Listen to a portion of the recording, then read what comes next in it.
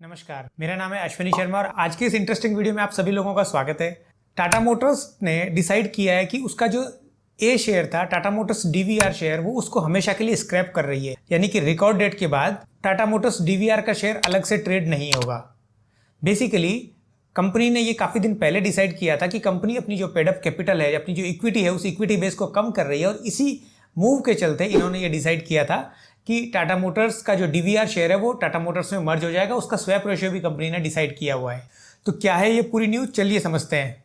तो टाटा मोटर्स ने डिसाइड किया बेसिकली कि उसके जो डीवीआर शेयर हैं उनको वो कैंसिल करेगी और अपने अंदर मर्ज कर लेगी, यानी टाटा मोटर्स में मर्ज हो जाएंगे टाटा मोटर्स डीवीआर के शेयर। इस बात के लिए कंपनी ने 1 सितंबर का रिकॉर्ड डेट तय किया, यानी कि 1 सितंबर की डेट को जिस भी शेयर होल्डर्स के पास में टाटा मोटर्स डीवीआर के शेयर है उनको टाटा मोटर्स के शेयर मिलेंगे।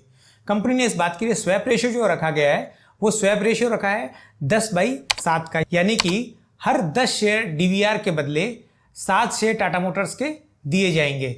कंपनी ने जब ये न्यूज़ अनाउंस की थी 20 अगस्त को, उस दिन के हिसाब से लगभग टाटा मोटर्स डीवीआर 3% के डिस्काउंट पे ट्रेड कर रहा है टाटा मोटर्स के। यानी जो ऑर्डिनरी शेयर है उस ऑर्डिनरी शेयर से ए शेयर यानी डीवीआर का जो शेयर है वो 3% के डिस्काउंट पे ट्रेड कर रहा है। आगे की बात समझने से पहले हम ये समझते हैं कि आखिरकार डीवीआर शेयर होता क्या है। तो डीवीआर का मतलब वो डिफरेंशियल वोटिंग राइट्स, यानी कि इनको वोटिंग राइट्स ऑर्डिनरी शेयर के बराबर नहीं, यानी fully paid up capital share के बराबर वोटिंग राइट्स नहीं है, लेकिन जो डिविडेंड डिक्लेरेशन है वो डिविडेंड ऑर्डिनरी शेयर से डबल मिलता है।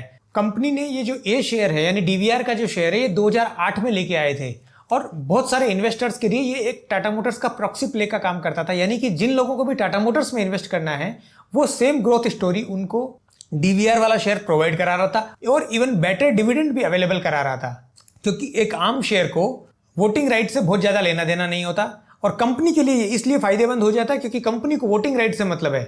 क्योंकि अगर कोई डिसीजन आता है, कॉर्पोरेट एक्शन लेना होता है तो उसके ऊपर वोटिंग राइट्स कंपनी के पास ही रह जाता है। इसलिए कंपनी ने इक्विटी भी रेज कर ली और शेयर होल्डर्स के लिए भी ये बेनिफिट की बात है। तो एक बहुत लंबे अरसे से ये आर्बिट्रेजर्स के लिए और इन्वेस्टर्स के लिए एक प्रॉक्सी प्ले का काम करता था, लेकिन अब ये शेयर हमेशा के लिए खत्म हो जाएगा। और जो ये शेयर स्वैप रेशियो कंपनी ने डिसाइड किया है, ये जब से कंपनी ने न्यूज अनाउंसमेंट की थी तब से लेकर के आज तक तो काफी सारा श्रिंक हो गया, लेकिन आज जब 1 सितंबर बहुत नजदीक आ गया तब भी अब एक मार्जिनल आर्बिट्राज अपॉर्चुनिटी हमें अवेलेबल करा रहा है, यानी 3% की आर्बिट्राज अपॉर्चुनिटी हमें अभी भी मिल रही है। 3% एक बहुत बड़ी रकम नहीं होती, लेकिन फिर भी अगर किसी को सेफ प्ले करना होता है तो अगर वो स्ट्रेटेजी वाइज प्लान करेंगे तो ये टाटा मोटर्स डीवीआर का जो मर्जर रेशियो है ये एक यूनिक आर्बिट्राज अपॉर्चुनिटी अवेलेबल करा रहा है। इस अपॉर्चुनिटी को हम कैसे टैप कर सकते हैं? इस स्वैप रेशियो से 2 तरीके से हम प्रॉफिट कमा सकते हैं।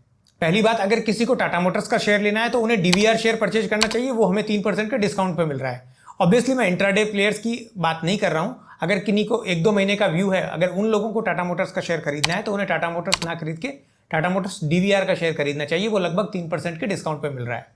दूसरी बात, अगर किसी को 3% का प्रॉफिट लॉक करना है तो उन्हें एक टाटा मोटर्स के जो एफ&ओ लॉट के बराबर क्वांटिटी डीवीआर के अंदर खरीदनी है, यानी कि लगभग 550 का टाटा मोटर्स का एफ&ओ का लॉट साइज है।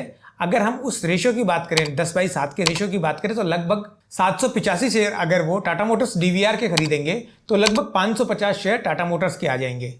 अब ये रेशियो में उन्हें क्या करना है, टाटा मोटर्स का शेयर खरीदने के बाद में टाटा मोटर्स का एफ&ओ यानी फ्यूचर लॉट बेच देना है। और जो ही आपने टाटा मोटर्स का फ्यूचर बेच दिया, उस फ्यूचर को बेचने के साथ ही आपका जो 3% का प्रॉफिटेबिलिटी है ये लॉक हो जाएगी।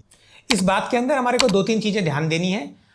सबसे पहली बात, चूंकि ये कैपिटल इंटेंसिव वर्क है, क्योंकि हमें एक लॉट के बराबर मिनिमम काम करना है, हमें शॉर्ट में हम काम कर नहीं सकते, क्योंकि अगर हम आर्बिट्राज करना चाहते हैं, प्रॉफिट को लॉक करना चाहते हैं तो हम एफ&ओ के बराबर क्वांटिटी बेचनी होगी। तो एक लगभग 6 लाख रुपए के आसपास का प्रॉफिट, 6 लाख रुपए 7 लाख रुपए के आसपास का अमाउंट ब्लॉक होगा, पहली बात। दूसरी बात, ये हमें सितंबर का फ्यूचर बेचना है क्योंकि रिकॉर्ड डेट जो 1 सितंबर रखी गई है। और एक तीसरी रिस्क हमें यहाँ ये देखने को मिल सकती है कि कई बार क्या होता है, ऐसे कॉर्पोरेट एक्शन में जो डिलीवरी जो आती है ना शेयर की, वो डिले हो जाती है, यानी हो सकता है सितंबर में ना आके डिलीवरी अक्टूबर में आए तो आपकी कैपिटल ब्लॉक हो सकती है। तो बाजार में हमें इस तरीके की जब भी कभी आर्बिट्राज अपॉर्चुनिटी आती है तो हमें उन्हें टैप करने का पूरा ध्यान रखना चाहिए, बिकॉज एक तरीके से ये हमें एक रिस्क फ्री पैसा मिलता है और हमें ऐसी अपॉर्चुनिटी को टैप करना चाहिए। उम्मीद करते हैं वीडियो आपको अच्छा लगेगा। वीडियो अच्छा लगा तो वीडियो को लाइक कीजिए, चैनल पर पहली बार आए तो चैनल को सब्सक्राइब कीजिए। Thank you.